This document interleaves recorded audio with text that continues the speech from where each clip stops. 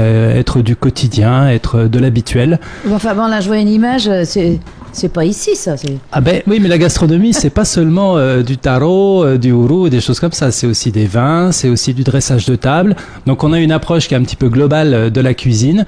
Mais par contre, ce qu'on a décidé vraiment de faire, et ce qui fait la ligne éditoriale du magazine de 148 pages, qui est un trimestriel, c'est de travailler, la star, c'est les produits locaux. Voilà, c'est un petit peu pour résumer l'esprit du magazine. Parfaitement, par exemple, de champagne ou de vin, ce qui n'est pas toujours produit ici, puisqu'on produit aussi du vin, mais agrémenté de produits qui viennent de l'extérieur. Exactement. Aujourd'hui, on sait bien qu'on est dans une globalisation du monde des échanges et des économies. On peut trouver d'excellents fromages. Je vois que tu es à la page de l'Époisse. On peut tout marier aujourd'hui. Mais moi, j'ai déjà mangé des tranches de ourou avec du foie gras dessus, c'est délicieux. Mais bien sûr. Avec un petit chutney de mangue, et voilà. Mais on peut tout marier. Les chefs ici, c'est ça qui est formidable, c'est qu'ils utilisent les ressources locales, qu'ils connaissent de mieux en mieux. On est passé par une phase un petit peu particulière dans les années 80-90 où tout ce qui venait de l'extérieur, tout ce qui venait de l'ailleurs était meilleur que ce qu'on avait chez soi. On est en train d'en revenir. C'est un peu ce qu'on appelle la philosophie de la cagette aujourd'hui, c'est-à-dire tout ce qu'on trouve à proximité dans les marchés, quand on va faire son marché. Puis à l'époque où il y avait encore des petites cagettes. C'est ça l'esprit. De la cagette à l'assiette, c'est des mouvements qui sont nés un petit peu partout. Ce sont des mouvements qui disent on réduit le bilan carbone. Puis on est un peu éco-citoyen dans ces cas-là. On devient de plus en plus éco-citoyen. Et alors, sans tomber dans un certain fanatisme, je pense qu'on peut très bien allier cette éco-citoyenneté du bien consommé local, et si possible bio, avec évidemment des produits qui vont venir par fret aérien ou par bateau et qui vont révéler encore mieux les produits qu'on a localement. Donc un champagne, pour répondre à ta question, qui se met sur une émulsion de Vana qui est délicatement posée sur un varro juste poêlé, bah oui, c'est merveilleux. Donc, mais ça me donne faim, pourtant j'ai mangé il y a pas longtemps. Ah ben je suis gourmande moi, donc évidemment ça ne peut que plaire.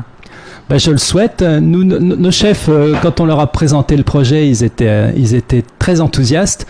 Ils aimaient cette idée qu'on présente le produit dans son environnement, qu'on présente certains producteurs, et ensuite surtout qu'on leur laisse carte blanche pour réinventer les produits locaux qu'on leur a sélectionnés.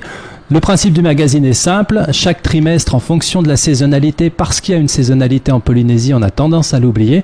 Alors bien sûr, elle est moins marquée que nos 4 saisons françaises. Mais il y a quand même la période de l'abondance et la période de la sécheresse. Il y a la période de l'abondance et de la sécheresse. Il y a des fruits, des tubercules et des légumes qui sont pas disponibles tout le temps. Et les poissons aussi. Il y a les poissons avec le rahui. Il y a toute une logique ici qui est historique, puisque il y avait des périodes de disette, il fallait assurer les subsistances, il fallait assurer des modes de cuisson qui permettaient de conserver les aliments longtemps.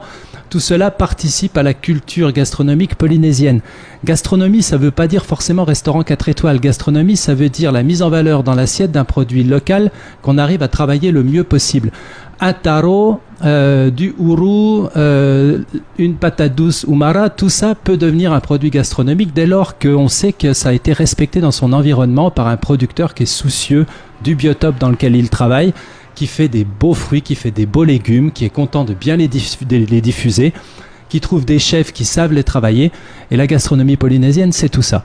Donc ce magazine, chaque trimestre, il va inviter les lecteurs à se rendre dans les îles, à participer à certaines cueillettes, certaines actions de chasse. On va faire des... Enfin, j'en dévoile pas trop parce qu'on a beaucoup travaillé sur les magazines à venir, mais il va découvrir un petit peu petit à petit de la façon chasse, de la chasse à la cueillette pour trouver des choses. La cueillette, vous savez, c'est pour trouver des choses. La chasse, ça peut être la chasse aux chèvres dans les marquises, ça peut être une chasse au mei-mei à partir du potimarara. Et puis les chefs, ils aiment aussi ce que me racontait Théao l'autre jour. Théao, c'est le chef de l'Oumété. Il me disait, moi, mes recettes, elles me viennent quand je me promène. Il fait l'autre jour, je me suis assis au bord d'une rivière, il y avait du cresson sauvage, il y avait du taro d'eau, il y avait du rea tahiti, il y avait des chevrettes qui jouaient dans l'eau. Il était juste à l'embouchure d'une petite rivière et il s'est dit, moi, il y a une salade qui est née comme ça sous mes yeux. Et il dit, si ma recette, elle ressemble le plus possible à l'environnement dans lequel elle est née et où elle a été conçue, il dit, je suis ravi. Les clients vont avoir l'impression de manger au bord de la rivière. Ben, c'est ce qu'il faut et c'est un petit peu la réinvention des cuisines aujourd'hui. On parle beaucoup du dressage dans l'assiette. C'est vrai qu'une assiette bien dressée, c'est important.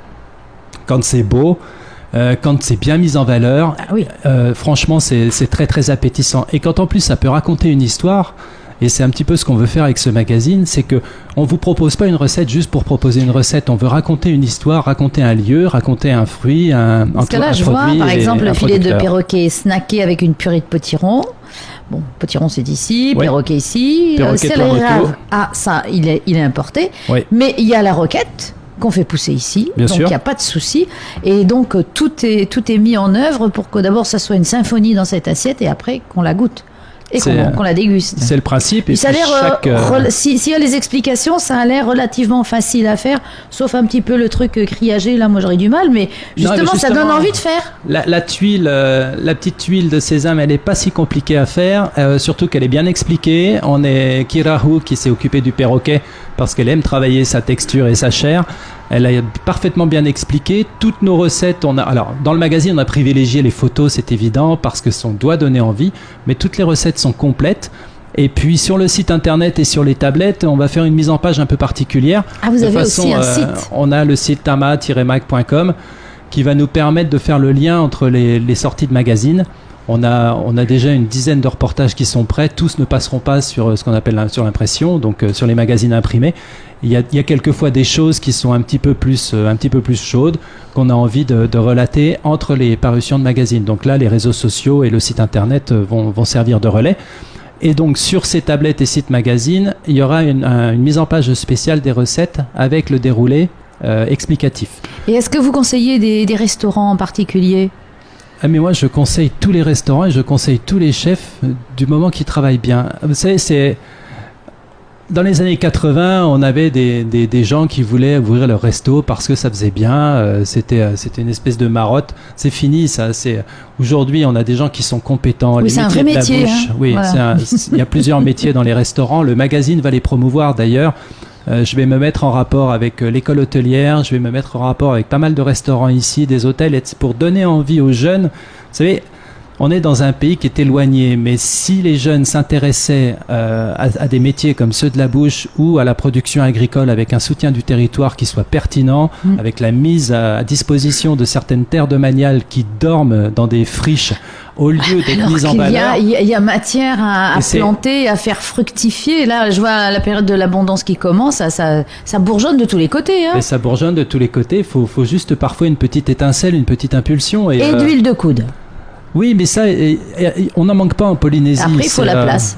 La place aussi, on n'en manque pas finalement, parce que des jachères, il y en a partout.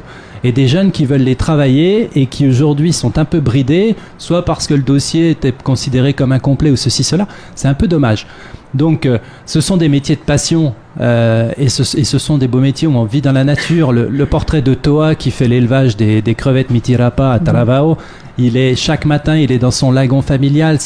C'est du pur bonheur de travailler comme ça, et en même temps il relève des défis, il se pose des bonnes questions, il y a de la logistique, il y a de la technique, donc on s'ennuie pas avec ces métiers-là. Parce que le métier de cuisinier ou de restaurateur, les gens ont fait des études maintenant. Ils travaillent aussi sur le côté logistique aussi, on s'improvise pas. Non, on s'improvise pas, vous savez, l'hygiène est très vigilante et tant mieux, même si parfois on leur reproche d'être tatillons, c'est quand même pour la santé du consommateur. Et quand les chefs font attention donc à l'approvisionnement, ils font attention à leur stock, parce qu'on peut pas stocker indéfiniment des produits. Quand dernièrement dans le Taïro, il y avait des chevrettes un petit peu frelatées qui ont donné des méningites. Hein. Ben bien sûr. La chevrette, il faut pas jouer avec.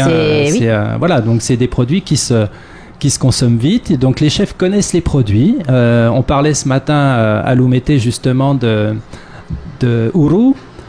Il y a des ourous qui se gardent 3-4 jours et qui vont mûrir tranquillement. Il y a des ourous qui doivent être, une fois qu'ils sont cueillis, c'est dans la journée qu'on les consomme. Donc il faut connaître les produits.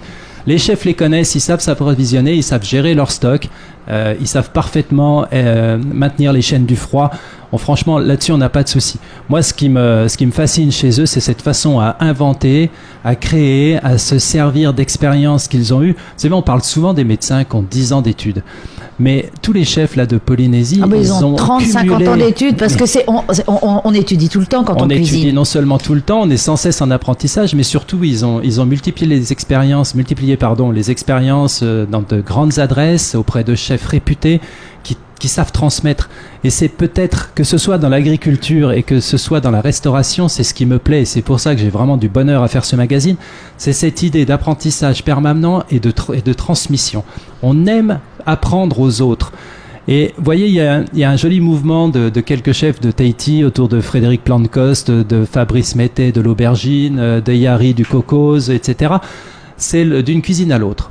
Ces chefs se retrouvent les uns et les autres dans la cuisine des restaurants et travaillent sur un menu qui concoctent pour le plaisir des gourmets et des invités qui vont venir à ces soirées-là.